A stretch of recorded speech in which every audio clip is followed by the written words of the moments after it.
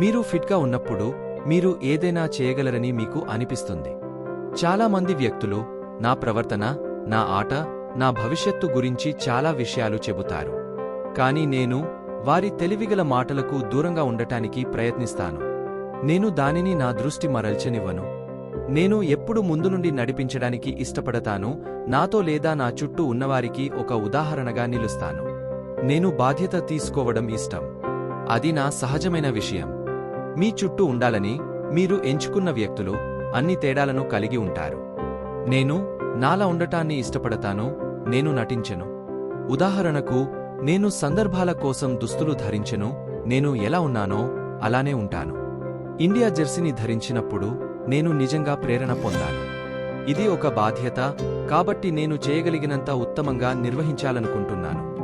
ఆత్మవిశ్వాసం, కృషి ఎల్లప్పుడూ మీకు విజయాన్ని అందిస్తాయి. క్రికెట్ గేమ్ హీరో ఎవరంటే ఆటను గౌరవించి ఆటను భ్రష్టుపట్టించనివాడు. చిన్నప్పుడు నేను అనుకున్నది సాధించాలంటే నేను కష్టపడి పనిచేయాలి, సమయాన్ని వృధా చేయకూడదని భావించాను.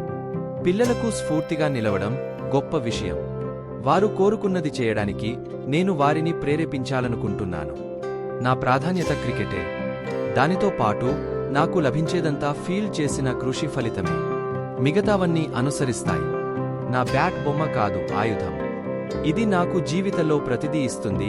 ఇది మైదానంలో ప్రతిదీ చేయడానికి నాకు సహాయపడుతుంది.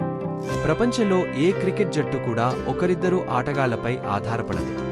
జట్టు మొత్తం ఎప్పుడూ గెలవడానికి ఆడుతుంది. అందరూ ఇష్టపడాల్సిన అవసరం లేని వ్యక్తులను నేను ఇష్టపడుతాను. మీరు ప్రతికూల పరిస్థితిలో కూడా సానుకూలంగా ఉండగలిగితే మీరు గెలుస్తారు. మీరు ఏమి చేయాలనుకున్నా పూర్తి అభిరుచితో చేయండి. దానికోసం నిజంగా కష్టపడండి.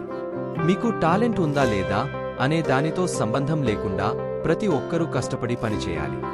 ఒత్తిడిలో ఆడటం నాకు చాలా ఇష్టం. నిజానికి ఒత్తిడి లేకుంటే నేను సరైన జోన్లో ఉండలేను. బహుశా నేను మధ్యతరగతి కుటుంబానికి చెందినవాడిని కాబట్టి నాలో ఆ స్వభావం ఉంది. నేను పెద్ద విషయాలతో ఎక్కువ ఉత్సాహం పొందను. మీ బలాలను గుర్తించండి, మీ బలహీనతలపై పనిచేయండి. ప్రతి ఉదయం మీరు అద్దంలో చూసేదాన్ని ఇష్టపడటం నిజమైన విజయం. నేను ఎన్ని సెంచరీలు సాధించగలిగితే అంత సంతోషంగా ఉంటాను.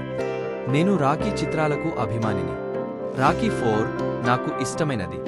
నాకు ది వారియర్స్ కూడా ఇష్టం.